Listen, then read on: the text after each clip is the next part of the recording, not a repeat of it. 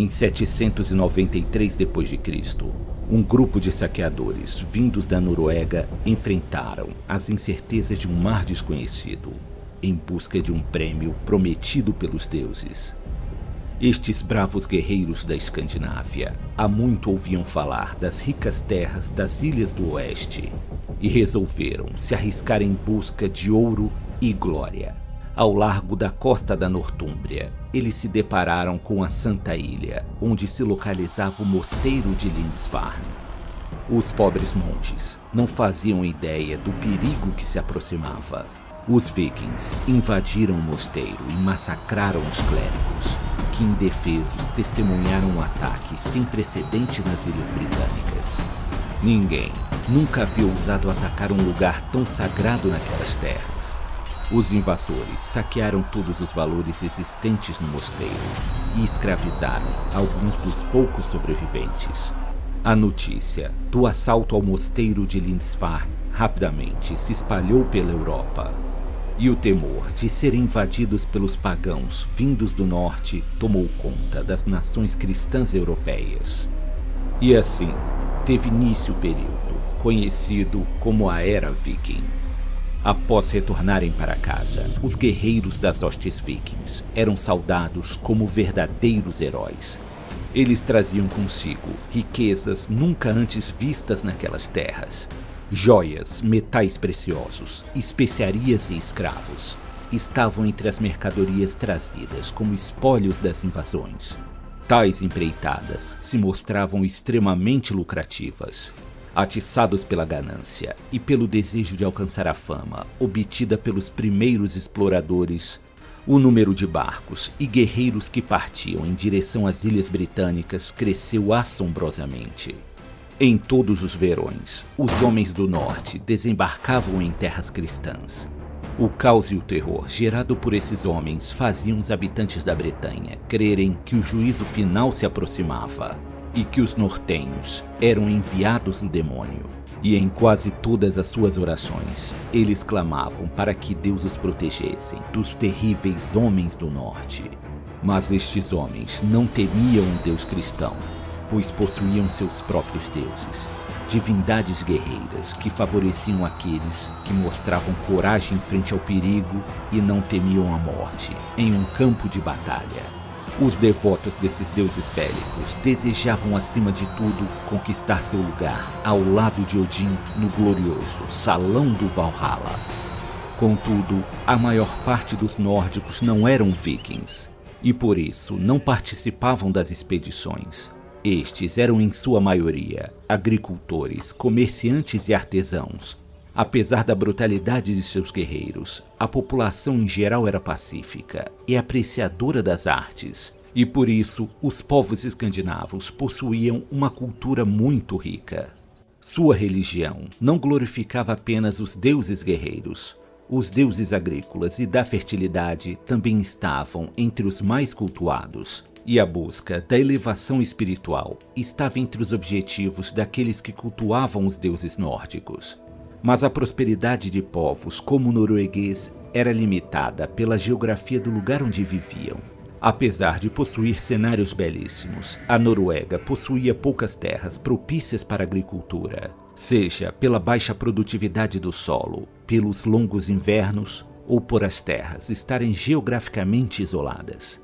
A busca por uma vida melhor estimulou milhares de escandinavos a deixarem suas pátrias e partirem para colonizar territórios distantes, como a Islândia, a Groenlândia e as Ilhas Britânicas. O povo da Bretanha, depois de décadas de invasões, acabou se acostumando com as constantes invasões sazonais de pilhagem realizada pelos vikings. Quando chegava o verão, os anglo-saxões já se preparavam para as inevitáveis invasões, e por isso reforçavam suas defesas e esperavam a temporada de saques passar, para seguir em frente com suas vidas. Mas no ano 865 d.C., um gigantesco exército viking surgiu no horizonte. Ele era liderado pelos filhos do lendário Ragnar Lothbrok, que, conforme a lenda, desejavam vingar a morte de seu pai. Este vasto exército não havia chegado apenas para pilhar.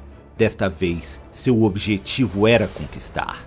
Se um punhado de vikings já faziam os cristãos tremerem, uma horda deles levaria o pânico a toda a Inglaterra.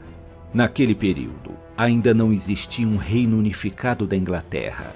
Estas terras estavam fracionadas em vários reinos menores, e a rivalidade existente entre eles impedia a formação de uma coalizão sólida para tentar expelir os invasores. Se aproveitando desta fragmentação, os vikings também obtiveram vitórias diplomáticas.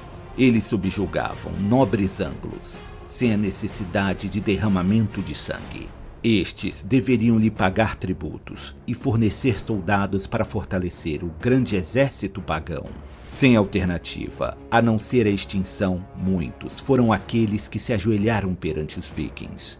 No ano 866, o grande exército marchou contra a cidade de York, a cidade mais importante do norte da ilha britânica. Nem mesmo a poderosa muralha construída pelos romanos foi capaz de impedir a fúria nórdica.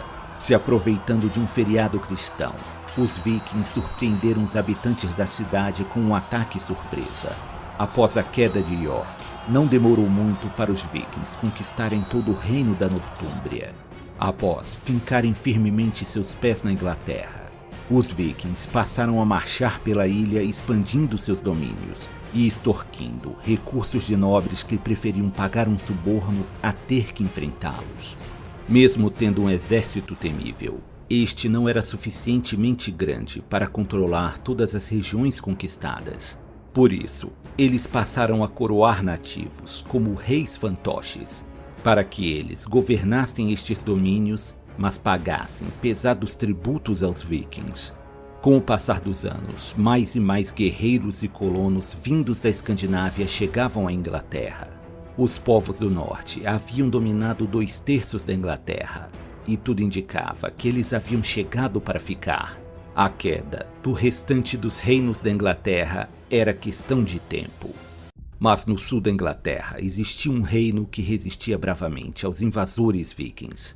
Este era o reino de Wessex, o mais rico e poderoso entre todos os reinos anglo-saxões. Com um exército numeroso e organizado, eles formavam a última linha de defesa dos povos saxões. Sob a liderança do rei Ethelredo e de seu irmão Alfredo, os saxões formaram uma coalizão para combater os escandinavos.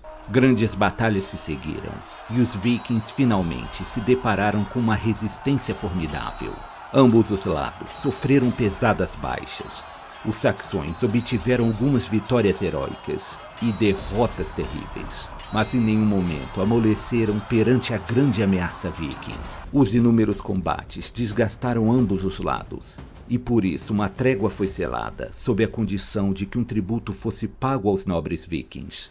Alguns anos de relativa paz se passou, até que um novo líder viking, conhecido como Guthrum, inflamou os nórdicos para que estes levassem a guerra novamente para as terras do reino de Wessex. Com a morte do rei Ethelredo, seu irmão Alfredo havia sido coroado rei de Wessex. Dotado de um intelecto privilegiado, ele promovia o desenvolvimento de seu reino, reconstruindo seu exército, fortalecendo sua marinha e criando fortificações para enfrentar a guerra que não tardaria a chegar. Com um exército melhor treinado e equipado, Alfredo guiaria seu povo ao encontro dos inimigos pagãos. Carregando os símbolos da cristandade, os saxões acreditavam que o Deus verdadeiro estava ao seu lado, e seu destino era expulsar os invasores da Inglaterra. A guerra entre anglo-saxões e invasores nórdicos seria inevitável. A luta pela Inglaterra está apenas começando.